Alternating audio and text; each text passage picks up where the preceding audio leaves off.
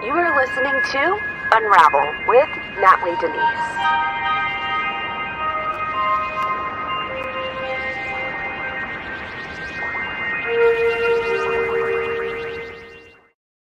What's going on, guys? Welcome back to Nightly with Natalie. Look, guys, I moved my sign. How cool is this? Uh, all right. Sorry, I was having a little bit of some technical difficulties there with the buttons, and it wasn't anything on my side because I was definitely pressing the buttons and it wouldn't go. But anyway, I hope you guys are having a great day, or I hope you are about to have a great day. For those of you that listen to me in the morning time, I appreciate your love. I appreciate all of you who listen to me and are interested in the trafficking headlines. This is what I'm here for. This is what I'm devoted to. And so, with that, like I say all the time, the headlines change every day. That means there's one more egregious thing that happens. And so we must go through it, shall we? All right. So we're going to start out with this piece here by Vox. Look, first of all, I didn't even know Vox was a thing anymore. I thought Vox was canceled a long time ago, but I thought that this headline was quite interesting, right? So anyway, Vox. I mean, like, really, when's the last time you have ever heard of Vox, right? All right. So their headline reads, "The right's moral panic over grooming invokes age-old homophobia." That's right. Yep.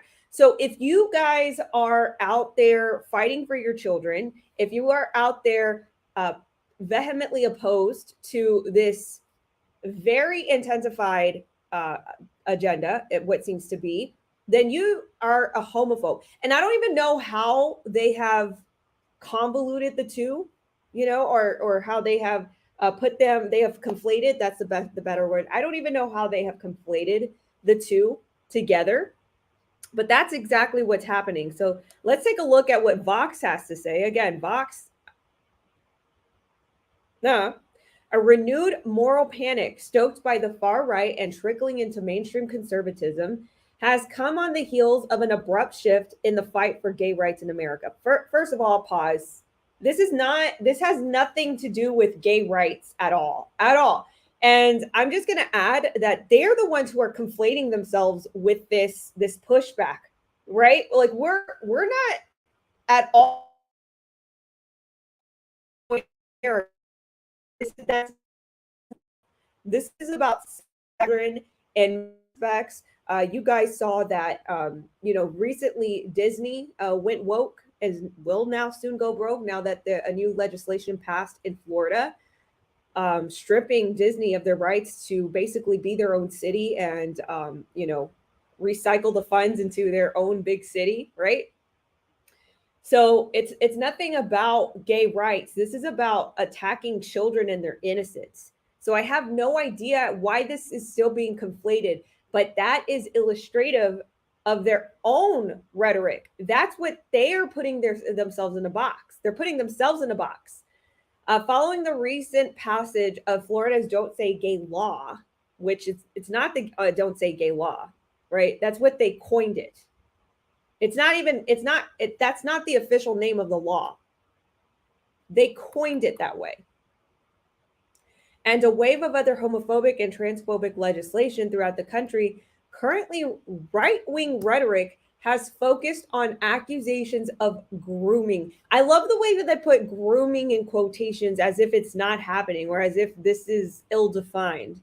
The term, which describes the actions as an adult takes to make a child vulnerable to sexual abuse, is taking on a conspiracy theory tone as conservatives use it to imply that the LGBTQ community, their allies and liberals, more generally are pedofifis or pedofifi enablers. Listen, we never put anybody in that box, right? We're just saying, why are you conflating the two? Why are you saying because you will not allow your child to learn about the multitude ideas of sex, right? Like good everything from gender to sexuality, because you don't want to talk to a 5 or 4 year old or even an 11 or 12-year-old about this, that you're against, somehow you're against gay rights. And that's just not it. We just like, it's just separated. We just don't want little kids being thrown into this rhetoric talking about sexualized culture when that's not where they should be, right? So they're saying, "Oh, you right wingers, right?" And listen, let me say this: this this stuff has turned more people from they have converted people from their previous political view to just a normal, a normal view. It's not even political. Like this is not political. It has to get political because there has to be legislation changed, and there has to be a particular faction of advocates to talk about this, but it's not a political issue. It's just generically, don't talk to kids about sex, right? And especially without the parents' consent.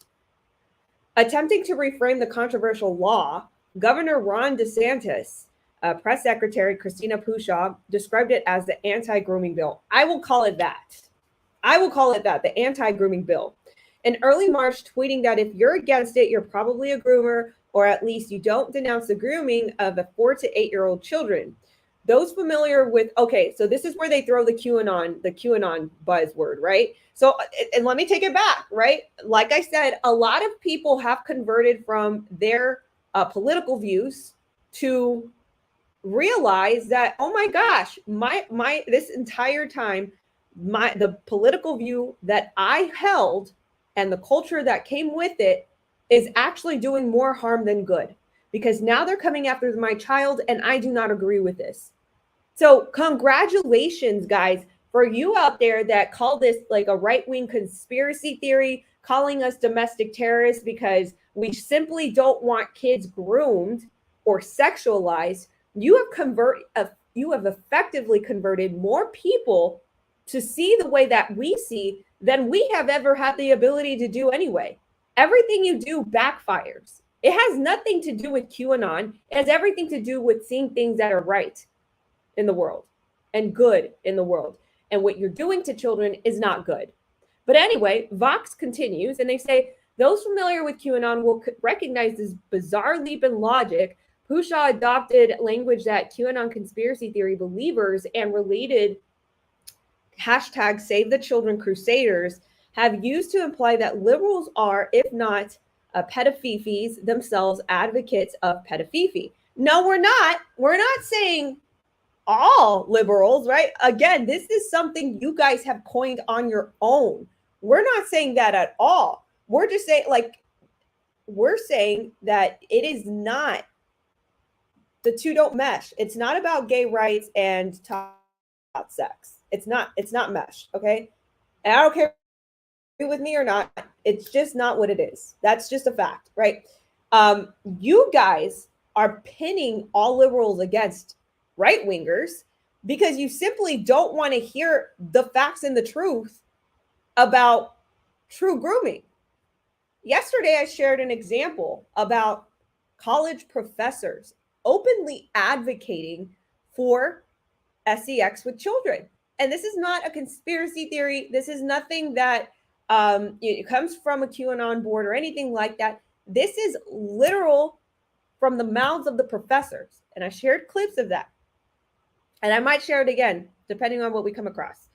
This rhetoric has long existed amongst fringe conspiracy theory mongers and extremists, but Pushaw's usage helped turn grooming into a mainstream conservative talking point. Fox News has run several segments devoted to pedophiles throughout March and April. During the time period, numerous Fox pundits began describing the behavior of parents and teachers who want to allow children to express their trans identity as grooming. Let me read that again, because this is I'm so glad you got. Vox, thank you so much for making my job easy. Thank you so much. Let me read that part again. During the same period, numerous Fox pundits began describing the behavior of parents and teachers who want to allow children to express their trans identity as grooming. Lo and behold, this has nothing to do with trans identity or anything like that, although I still rail against that for children because they're too young to choose that type of lifestyle when their frontal lobe cortex, science, if you've heard of it, their frontal lobe cortex is not yet developed and make a very decision, right? Any solid decision, but let alone something that could possibly alter their livelihood. But I digress. Let's take a look at this video here that I shared yesterday. These are teachers, these are professors that are openly advocating for sex with children. Take a listen.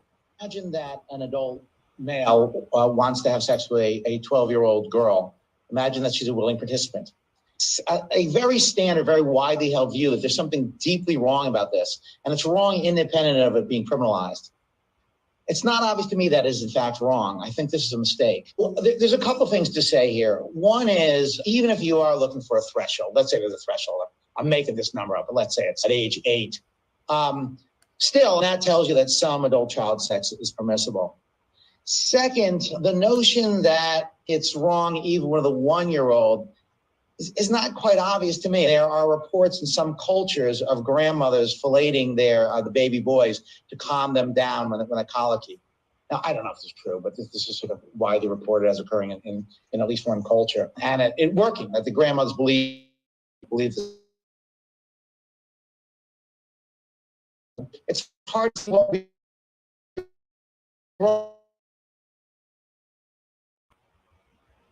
Don't know why that blacked out right at that point. But you guys heard this. So these are open teachers, openly advocating for the sexualization of children. So let's continue the Vox article. One Fox and Friends guest suggested children were being ripened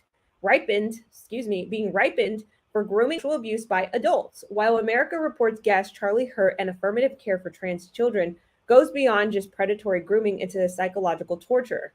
Accusations of pedophilia were also refrained during the March 2022 confirmation hearings for the new Supreme Court Justice Ketanji Brown Jackson. Oh, thank you so much again. Thank you for bringing it up, Vox. Thank you for making my job so easy, because we have railed against Ketanji Brown here on this podcast many a times, because not only has she ruled consecutively in several cases light sentences for pedophiles and people who had consumed child torture and abuse content.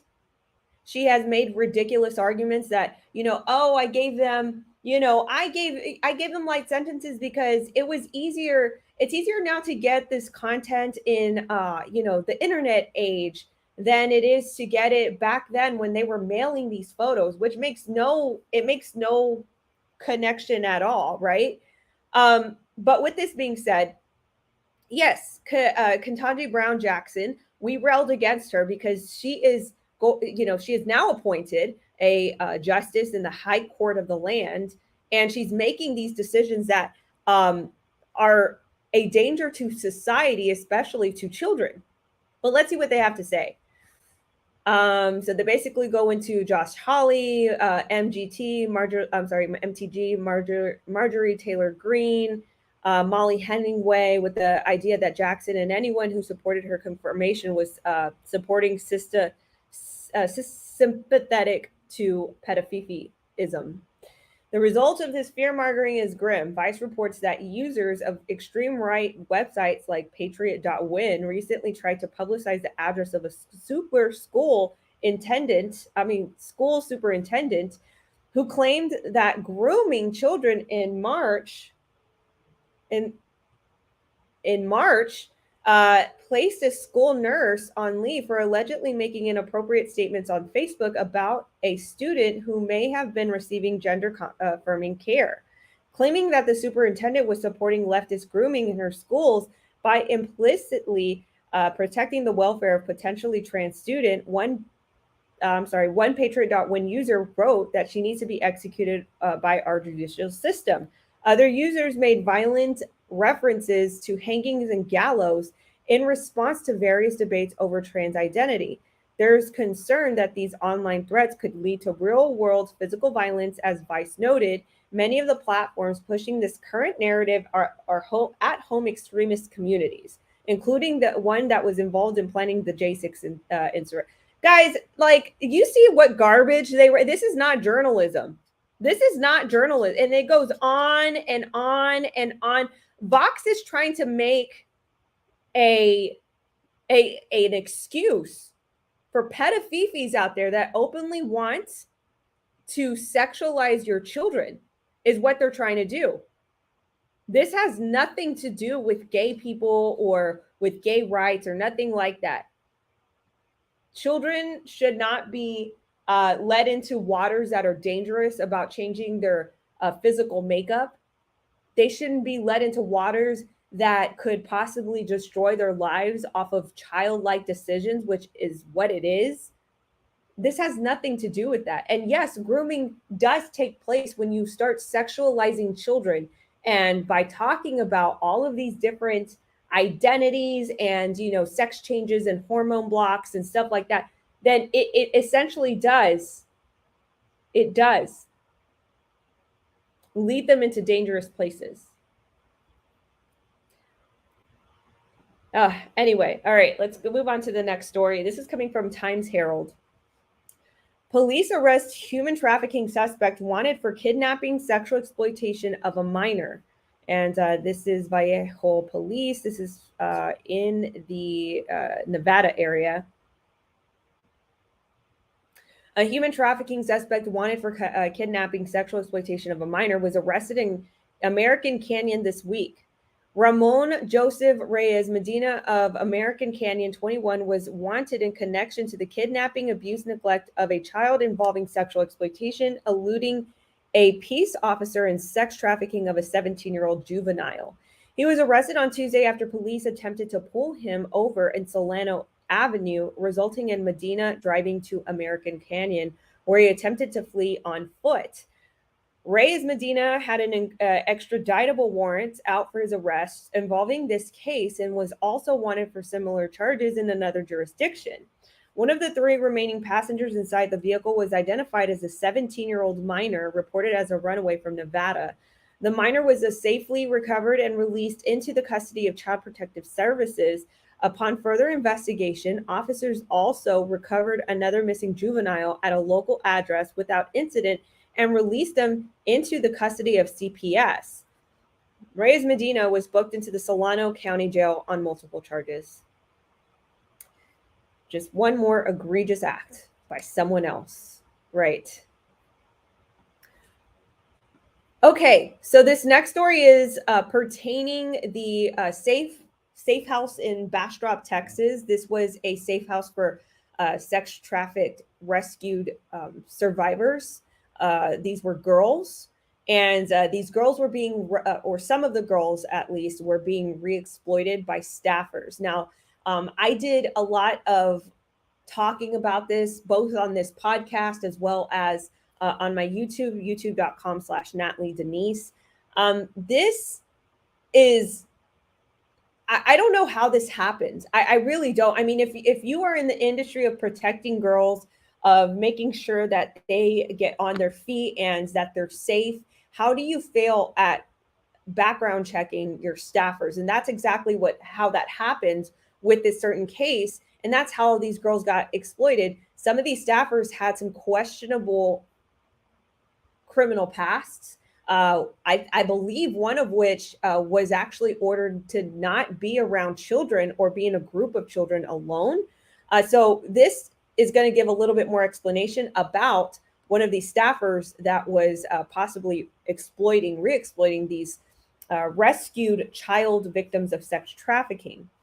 The caretaker accused of selling nude photos of two teenage victims of sexual abuse at the state contracted shelter in Bastrop was previously fired from a nearby state juvenile facility for having inappropriate relationships with children in her care, state records show.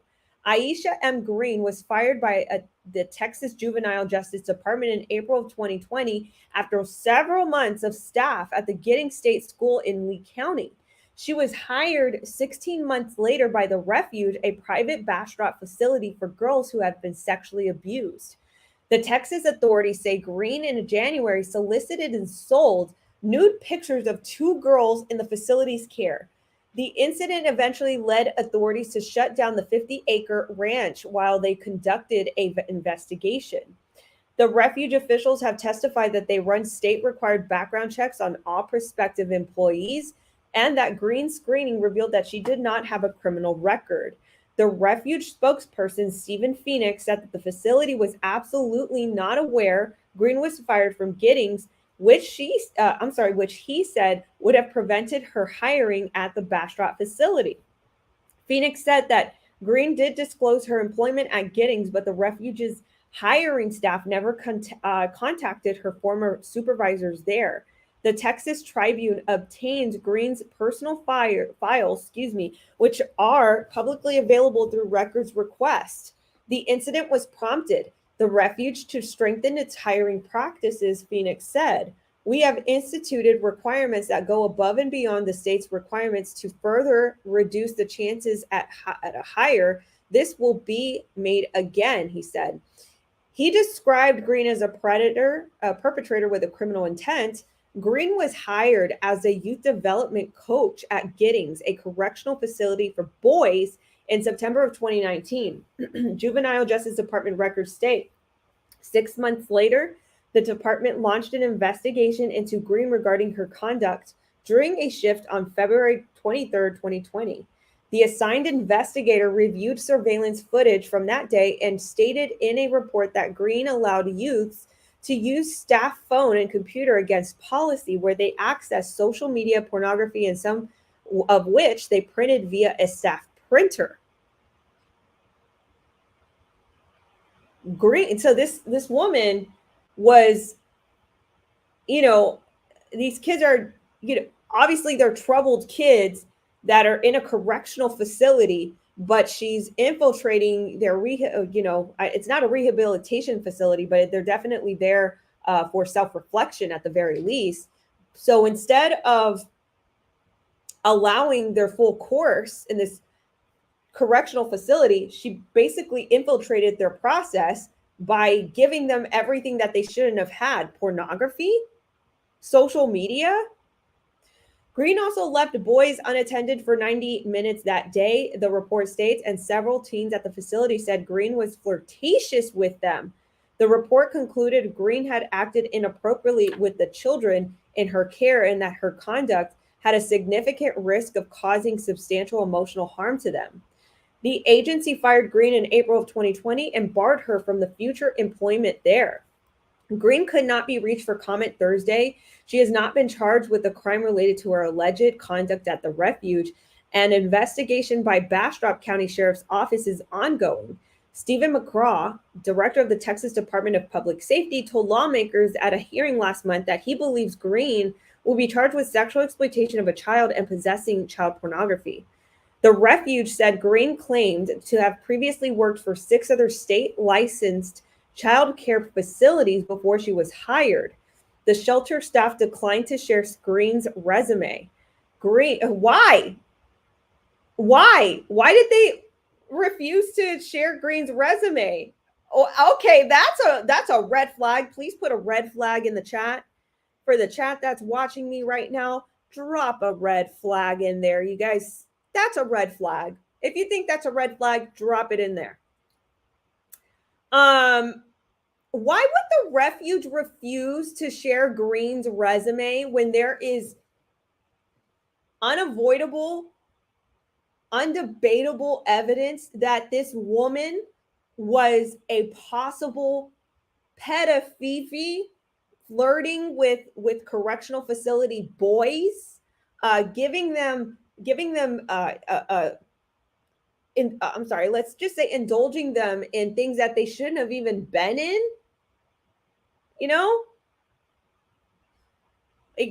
Pornography, think about it.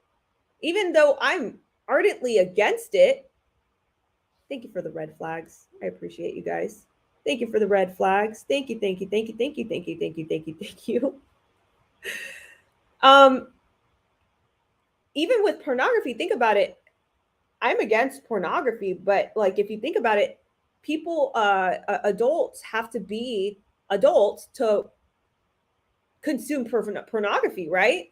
So she was essentially grooming these boys with pornography. So, okay, with that being said, if it is apparent that this is now public knowledge that this woman who was fired by the refuge for doing these indecent things with the children, grooming them and re-exploiting them, re-trafficking them, why would they not want to share her information? Why would they not want to share her information?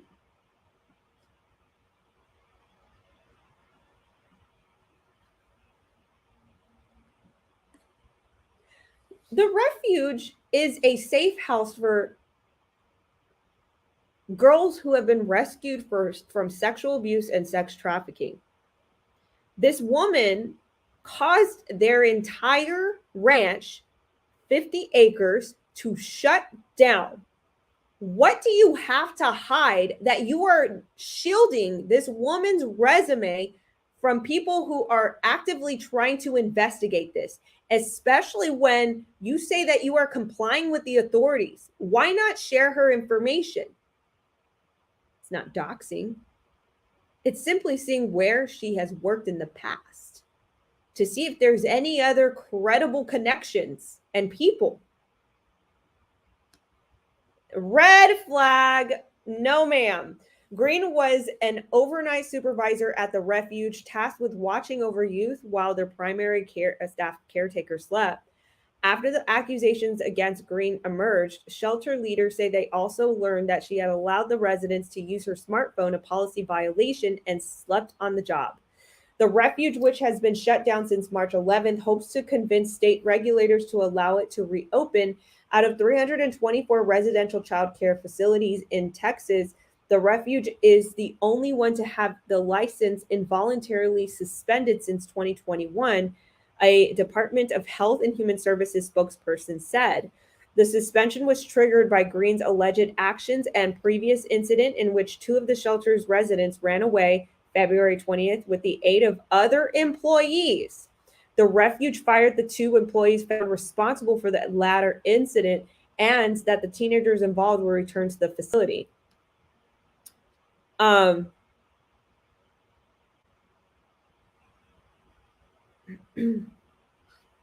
Okay, continued on. The state currently requires facilities that work with children like the refuge to run background checks on all their prospective hires. However, those checks would inform employers only whether job candidates have a criminal record and that would not have included information about previous terminations or the reasons they were fired.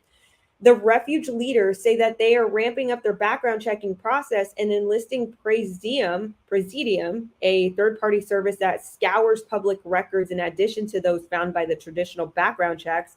The tool was recommended by Governor Greg Abbott's office after the refuge case became public. It's unclear whether the service would have flagged Green's misconduct report and termination at Giddings State School. The refuge officials reported the sexual abuse allegations against Green to the state and fired her on January 24th, the same day they learned of the incident. Since then, the situation has been under investigation. The state removed all the children from the refuge's care in March 9th, 5 weeks after the facility reported the allegations against Green. A day later, U.S. District Judge Janice Jack called an emergency court hearing. And by the way, I have to give kudos to Judge Janice Jack because she has been very outspoken about the broken CPS and foster care system. And also things like this, girls that are re-exploited through the system. So much kudos to her.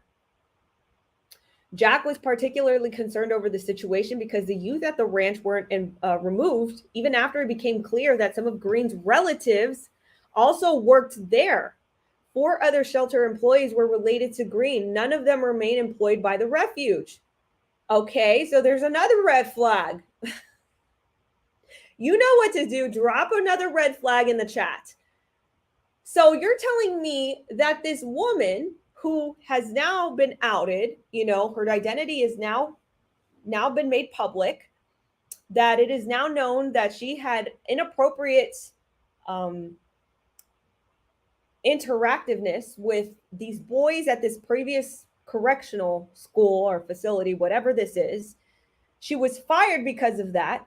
The refuge couldn't pick up that incident off of a background check. First of all, why were you using generic shallow background checks with staffers that are caring for rescued trafficked children? You should have used a very thorough background check from the start. So on top of that, the refuge won't release this woman. Her last name is Green. They won't release her resume. And it makes me wonder why they won't release her resume. But on top of that,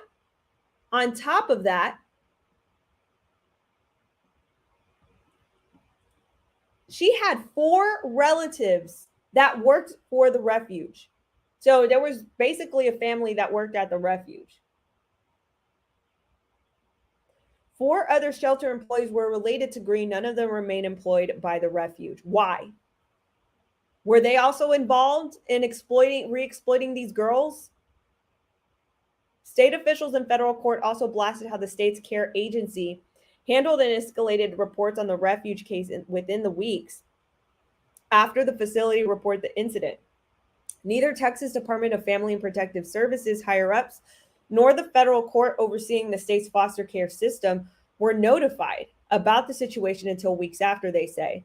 DFPS Commissioner Jamie Masters blamed not finding out quickly about the situation on an unbelievable culture problem on a small team within DFPS. 2 employees were fired as a result. However, Justin Lewis, former director of child care investigations for Texas Protective Services Agency, said that DFPS was scapegoating those employees after they turned in his own resignation. He said decades of systemic issues and convoluted processes have led to communication breakdowns in the troubled agency and kept DFPS executives out of the loop. After the situation was made public by the federal court, the Texas House and Senate each had hearings to go over details of the incidents at the refuge and take an overall look at the foster care system. Man, I have so many questions. And again, this was one of the facilities I actually commended early on in looking into these facilities to see like who I should donate to, who needs to have support from the public, because that's a bigger project that I'm working on.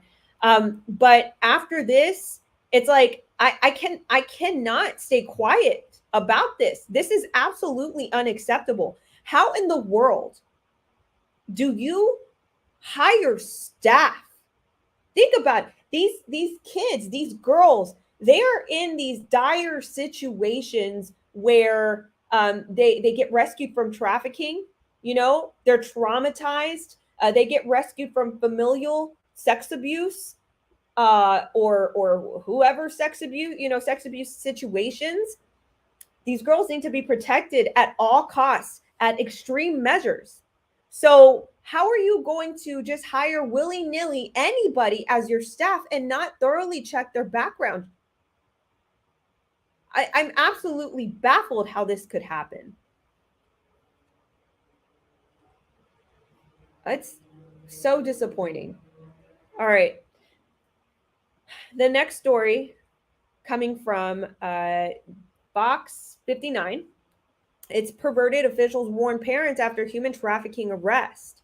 This is from Indiana, but this is definitely geared towards anybody who's a parent or who is a guardian over children. These apps are something that you have to look out for. A Hamilton County man is facing a number of accusations, including promotion of human trafficking of a minor for having sex with a 14-year-old girl in exchange for vape pods, according to court documents. Jacob Scott Glenn of Cicero was arrested on Monday and charged with promotion of human trafficking of a minor at level 3 felony, 2 counts of sexual misconduct of a minor, a level 4 felony, and 2 counts of contributing to the delinquency of a minor, a misdemeanor. He is being held in Delaware County Jail without bond. According to court documents, Glenn came in contact with the 14-year-old girl on social media platform Snapchat. Glenn originally identified himself as a 16-year-old. The girl told investigators he had started talking to Glenn. She had started talking to Glenn because he had told her he could purchase vapes or e-cigarettes for her. It's sickening, disgusting, and perverted, Madison County Prosecutor Rodney Cummings says. Court documents reveal Glenn is also in investigation in Montgomery County for having sex with underage girls in exchange for vape pods. Before his arrest, Glenn was out on bond after being charged with sexual misconduct of a minor in Madison County. In the Madison County case, Glenn met a 14-year-old girl on Snapchat and originally told her he was 16, according to court documents. Investigators say Glenn would pick up the girl in his truck and have sex with her several times. In every case, the communication began on Snapchat. Cummings said social media was made a trafficking or has made trafficking in general easier for predators. What are they going to? What are they going to go to? What? Okay, this statement doesn't make sense when it's written out. It says, "What are they going to go to schools and wait outside?" What are they going to do? I think that's what they meant. What are they going to do? Go to schools and wait outside? Probably not, Cummings said. This makes much easier vehicle for people who want to prey on young girls. Cummings said that sex trafficking is often times not what is depicted in movies and television shows. They are abducting girls in Europe and bringing them to America and abducting some young girl from the street and taking her and selling her into sex trafficking and rings in New York or some other major city. Of course, that is sex trafficking, but sex trafficking is a lot more than that. Paying or taking advantage of someone who is not on the same power level as you, even that is sex trafficking. Jennifer Beagle, who advocates for trafficking victims, was a victim herself and said any children or household with electronics is vulnerable. We need to monitor our children's usage of those phones, Beagle said. It's not okay to go through their phones and do your research. It is okay. I'm so sorry. I'm sorry. I'm misreading this. It is okay to go through your phones and to research and ask questions to be present in the relationship of your children. Beagle said that she hopes parents question their children. If you're not that who is the trafficker going to lure those who don't have that solid relationship where they can talk about it, Beagle said. Glenn is being held on Delaware County Jail and is being placed in a 72-hour hold pending the filing of formal charges. Well, so there you have it. Snapchat. But we talk about multiple apps. I think every night we talk about a new app that these kids get exploited on. All right. And this one coming from the CBP. That's the Customs and Border Protection. This is their news brief saying that in Edinburgh, Texas, RGV, which is the Rio Grande Valley sector, agents arrested Mara Salvatrucha, and 18th Street Gang member and 2 convicted sex offenders. On April 20th, Rio Grande City Station agents encountered a group of 5 migrants to include a Honduran national. Record checks on the migrant revealed that he was convicted of criminal sexual conduct and sentenced to 36 months probation. The subject also served 2 years incarceration for being unlawfully present in the U.S. after deportation. Later that evening, McAllen Border Patrol Station, MCS agents apprehended a group of 8 migrants near Mission, that's Mission, Texas. Among the group was a male Salvadorian registered sex offender convicted of rape in 2018 and sentenced to 3 years incarceration. Falfurrias Border Patrol Station agents apprehended another Salvadorian national near Encino on the same day. During processing, he was identified as the 18th Street Gang member. On April 19th, MCS agents encountered and identified a Salvadorian male migrant as an MS-13 gang member with an extensive immigration record. All subjects were processed accordingly. So again, just to give you guys some insight into what is coming over our border, these are fighting aged adult males who not only are they fighting age, they're also in the mix of them. There are sex offenders peppered into these crossers, right? So they're coming over. They already have these histories. Some of them don't even get caught. And they're going to come into our communities, guys. Criminal sex offenders and gang members. This is beyond scary. And as you guys may know it's going to get a lot worse with Title 42 lifting. We're going to see an influx. We're going to see things we haven't seen in all our lifetimes.